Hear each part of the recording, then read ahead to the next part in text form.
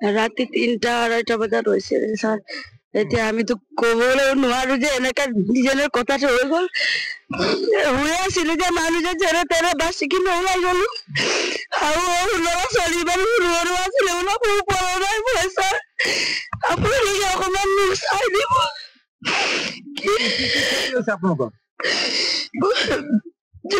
পইচা পাতি আছিলে ঘৰ বনাব কাৰণে থৈছিলো ছাৰ।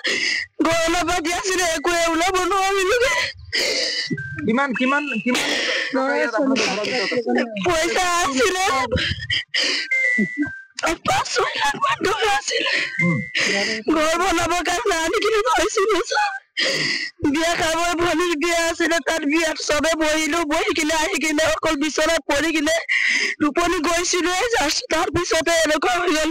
ওচৰৰ চুবুৰীয়া মাকজনীয়ে ক'লে যে তোৰ ঘৰত জুই লাগিলে বুলি চিঞৰি চিঞৰি কওঁতে শুনিয়ে নাপাওঁ। পিছত গৈ শুনি পাই কিনে মই মানুহে যেনে তেনে ওলাব পাৰিছো আৰু একো কৰিব পৰা নাই। মই গোটেই খতম হৈ গ'ল।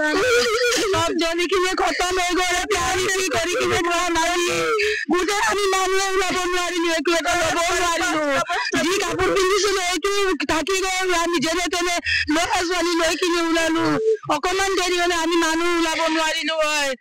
যেনে তেনে আমি মানুহ ওলালো। আমাৰ চব খতম হৈ এতিয়া আমি কি কৰিম? কেনেকুৱা থাকিম আমি?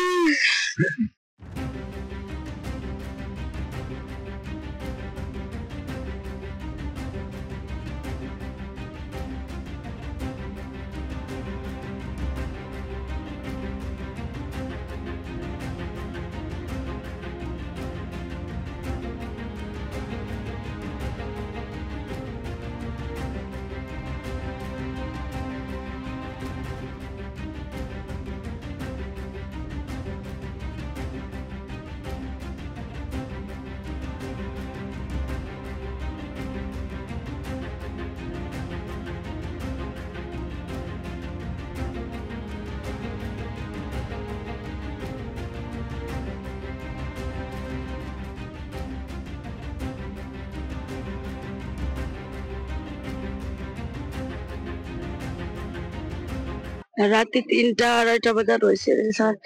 এতিয়া আমিতো ক'বলৈ নোৱাৰো যে এনেকা নিজের কথাটো হৈ গ'ল। শুই আছিলো যে মানুহজন যেনে তেনে বাচি কিনে ওলাই গ'লো। আৰু ল'ৰা ছোৱালী ইমান সৰু সৰু আছিলে ওলাব পৰা নাই মই ছাৰ। আপুনি অকণমান মোক চাই দিব।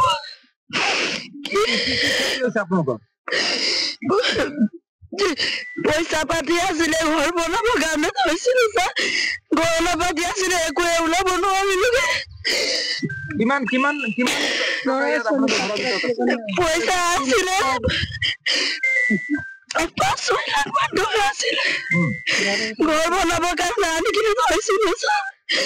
বিয়া খাব ভনীৰ বিয়া আছিলে, তাত বিয়াত চবে বহিলো। বহি কিনে আহি কিনে অকল বিচনাত পৰি কিনে টোপনি গৈছিলো। তাৰ পিছতে এনেকুৱা হৈ গ'ল। ওচৰৰ চুবুৰীয়া মাকজনীয়ে ক'লে যে তোৰ ঘৰত জুই লাগিলে বুলি চিঞৰি চিঞৰি কওঁতে শুনিয়ে নাপাওঁ। পিছত গৈ শুনি পাই কিনে মই মানুহে যেনে তেনে ওলাব পাৰিছো আৰু একো কৰিব পৰা নাই। মই গোটেই খতম হৈ গ'ল। সব জ্বলি কিনে খতম হৈ গ'ল। কৰি কিনে গোটেই আমি মানুহে ওলাব নোৱাৰিলো। একো এটা ল'ব নোৱাৰিলো। যি কাপোৰ পিন্ধিছিলো এইটো থাকি গ'ল। আমি যেনে তেনে ল'ৰা ছোৱালী লৈ কিনে ওলালো। অকমান দেৰি হলে আমি মানুহ ওলাব নোৱাৰিলো হয়। যেনে তেনে আমি মানুহ ওলালো। আমাৰ চব খতম হৈ এতিয়া আমি কি কৰিম? কেনেকুৱা থাকিম আমি?